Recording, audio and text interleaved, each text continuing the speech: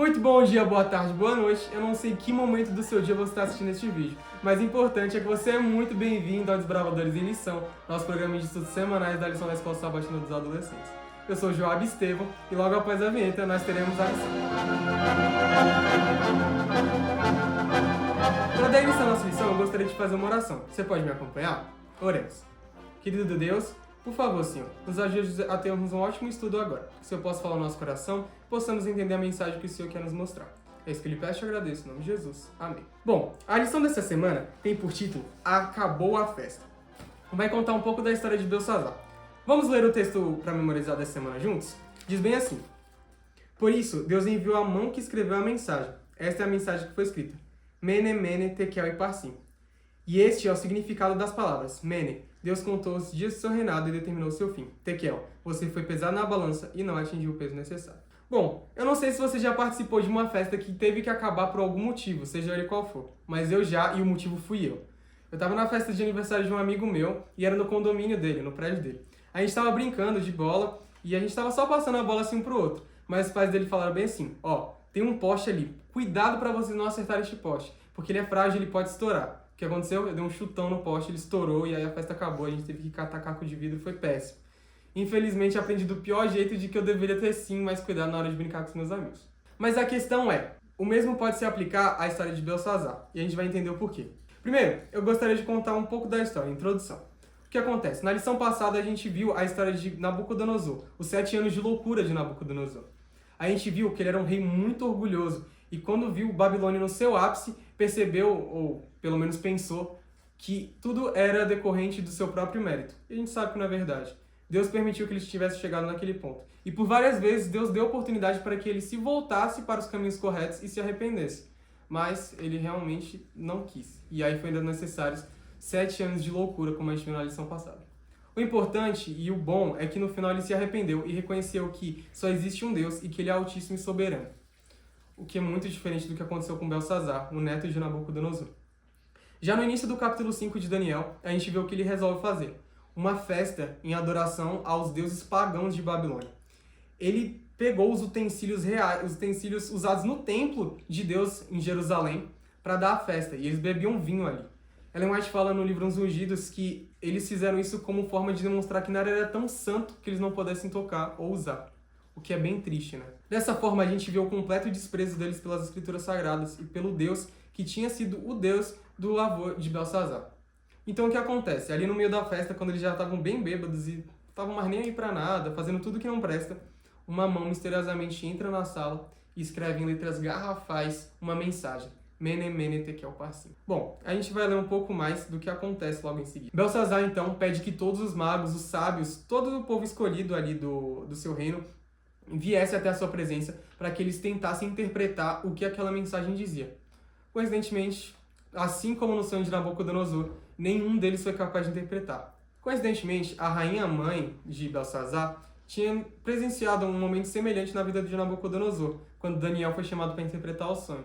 Lógico que ela deu a mesma ideia para Belsazar, que chamasse o sábio Daniel para interpretar o sonho. Ele fica um pouco desesperado, mas percebe que talvez fosse o correto a fazer. E agora eu gostaria de convidar você a ler o diálogo de Belsazar com Daniel, que está lá no capítulo 5, a partir do verso 13.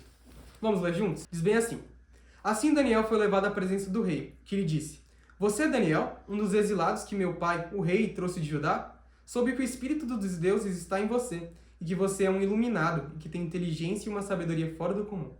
Trouxeram os sábios e os encantadores à minha presença para lerem essa inscrição, e me dizerem o seu significado. Porém, eles não conseguiram. Mas eu soube que você é capaz de dar interpretações e de resolver mistérios. Se você puder ler essa inscrição e dizer-me o que significa, você será vestido com um manto vermelho, e terá uma corrente de ouro no pescoço, e será o terceiro em importância no governo do reino. Então Daniel respondeu ao rei: Podes guardar os teus presentes para ti mesmo, e dar as tuas recompensas a algum outro. No entanto, lerei a inscrição para o rei e lhe direi o seu significado. Aqui a gente tem 2 pontos importantes a serem destacados. Primeiro, que Belsazar reconhece que o melhor seria procurar Daniel. Segundo, é que a gente vê um termo interessante usado pelo rei ao se referir a Daniel. Ele diz que ele possui o espírito dos deuses. Mas como assim Daniel possui o espírito dos deuses? Bom, o comentário bíblico adventista vai trazer que o termo, no aramaico, usado para a palavra deuses, também é usado para se referir ao único Deus, o Deus Altíssimo.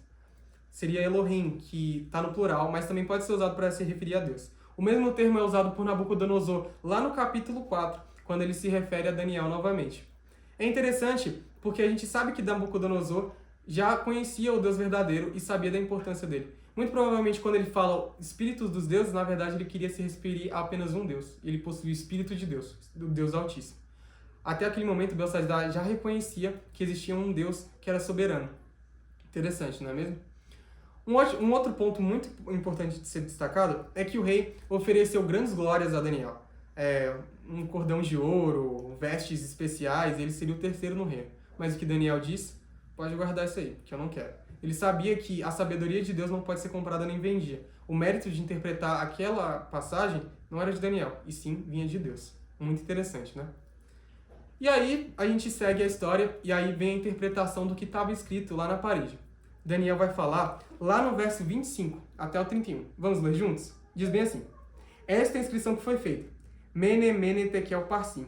E este é o significado dessas palavras. Mene, Deus constou os dias do teu reinado e determinou seu fim. Tekel, foste pesado na balança e achado em falta. Pérez, teu reino foi dividido e entregue aos médios e persas. Então, por ordem de Belsazar, vestiram Daniel com um manto vermelho. Puseram-lhe uma corrente de ouro no pescoço e o proclamaram terceiro em importância no governo do reino.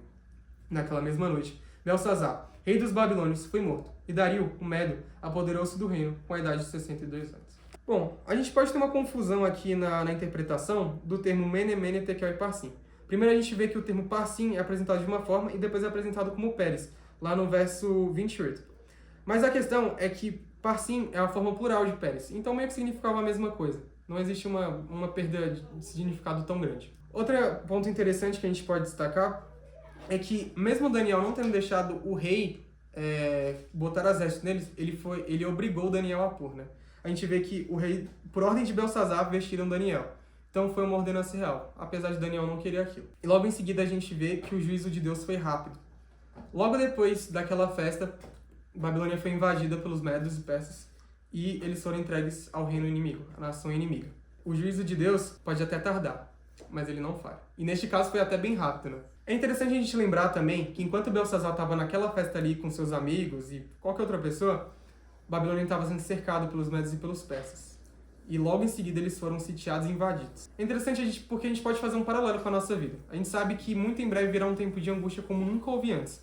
E nós que somos cristãos e professamos a fé em Jesus seremos perseguidos. Será que as distrações da vida, será que quando nos embebedamos das distrações da vida, não estamos esquecendo o que está acontecendo ao nosso redor? O que está acontecendo de forma externa?